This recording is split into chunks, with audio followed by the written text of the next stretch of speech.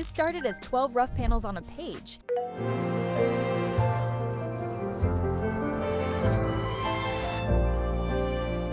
And this one started the exact same way.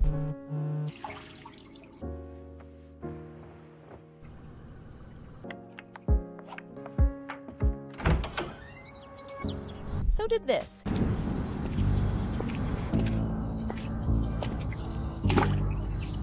Same character in 3 completely different anime styles, but the impressive part is that I never animated a single frame. I directed the story, and the AI handled everything else. Now, you've probably seen people making AI anime before, and almost all of it has the same ceiling. It's beautiful for 5 seconds, and then it stops. One shot floating on its own, with nothing before it and nothing after it. Because these models will happily hand us a gorgeous clip, but they won't let us decide what happens next. So people end up with a folder full of pretty moments, and not a single actual scene. And even when we do get a few shots we like, our character never survives the trip. They come back with a different face somewhere between the first clip and the second, so we can't cut them together anyway. But today, we are fixing both of those problems inside OpenArt, because the storyboard, the character, and the video model all live in the same place. If you want to follow along, I'll leave a link to OpenArt, as well as all the prompts used throughout the video. And if you stay till the end, I'll even reveal a custom Claude skill that I built to give you an unfair advantage. But before we run, we've got to tie our laces. Remember those 12 rough panels from the start of the video? That's a storyboard. It's one single image split into a grid, and each box is one moment of our scene. They're numbered in order, and it reads exactly like a page of a comic, left to right, then down to the next row. And that's exactly how Seedance reads it too. We handed this one picture, it walks through the boxes in order, and it turns every single one into a moving shot. But our storyboard also needs shots that work without our character in them at all. That's one of the unspoken rules of AI anime, and it's the first thing people forget to ask for. Which means whatever's on this page is what we're getting. So when a board lands, we don't glance at it and move on. We read it like the finished video panel by panel, because it still costs a fraction of a video run, and this is the last cheap place to catch a mistake. So the whole thing comes down to how we ask for it. And this is where most people fall at the first hurdle. They type anime storyboard of a motorbike chase in a cyberpunk city, hit generate, and hope for the best. But we're not asking for one picture here, we're asking for 12. Every panel needs its own shot description, its own angle, its own moment. And the style has to stay word for word, identical across all of them, or the panels drift apart and it stops looking like one scene. That's a lot to get right by hand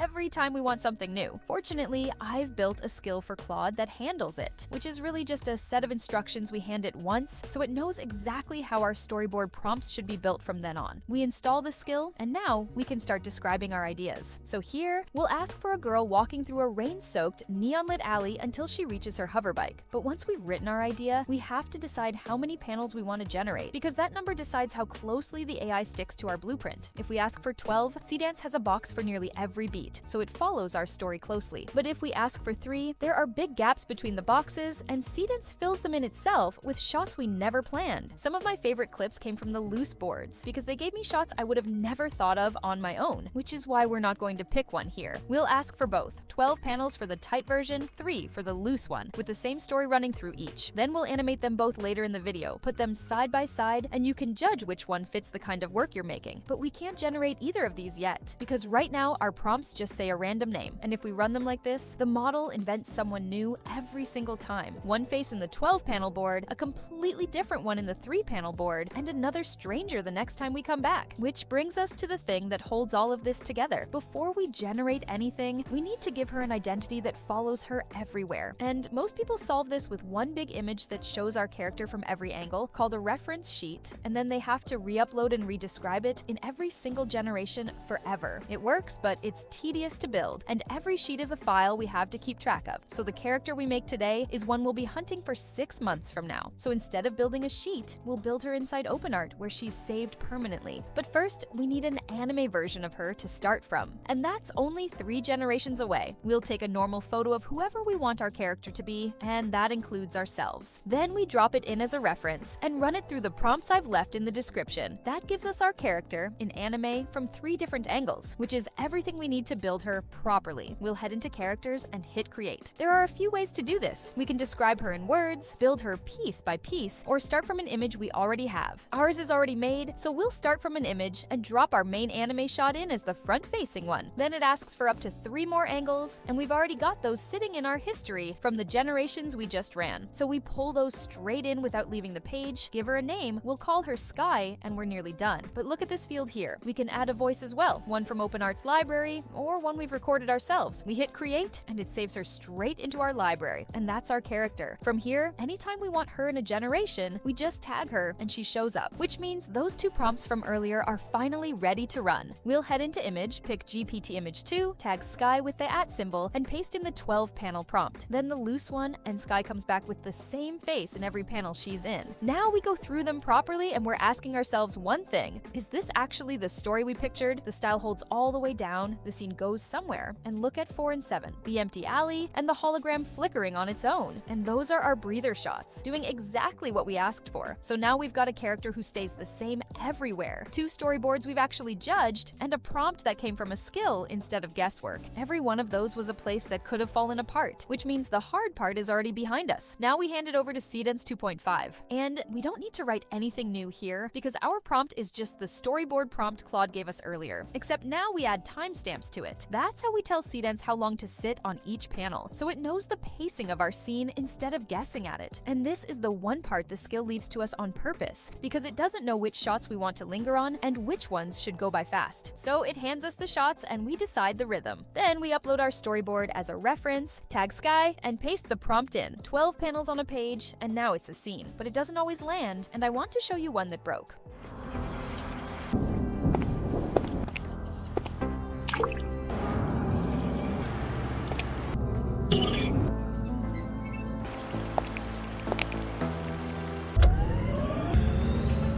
Watch the motorbike here. One shot it's in the alley, the next it's out in the open city. It teleported because our storyboard asked for 2 shots that can't physically connect. And the fix isn't regenerating the whole board, it's cutting panel 12 out of the timestamps, so Seedance never gets sent there. So we drop panel 12, run it again with the rest, and it flows properly.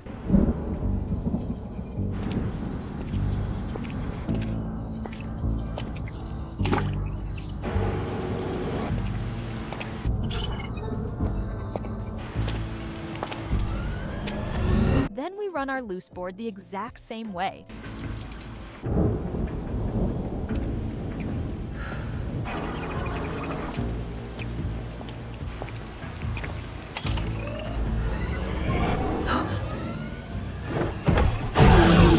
And this is where it gets interesting, because it built shots we'd never have imagined ourselves. So take a look at both and pick whichever one fits the kind of work you're making. Now, there are 2 more generations I ran, and they have something the others don't. Remember that little voice box we filled in earlier?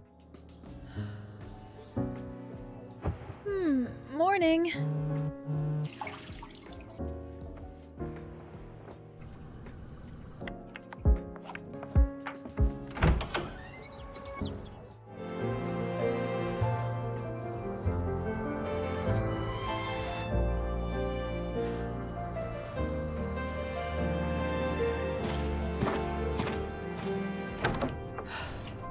Finally. That's her voice, and we never asked for it in the prompt. So she doesn't just look the same everywhere, she sounds the same too. And that's the reason I keep coming back to OpenArt. The storyboard, the character, and the video all live in one place. The link for OpenArt is down in the description, along with everything else I used in here. And now you know how to turn a storyboard into a full anime scene. But if there's a specific style you've seen in a screenshot, a poster, any image you like, and you want to recreate it exactly, that takes one extra setup. Fortunately, I just made a video breaking down exactly how to do it. Just click the video on screen now, and I'll see you there.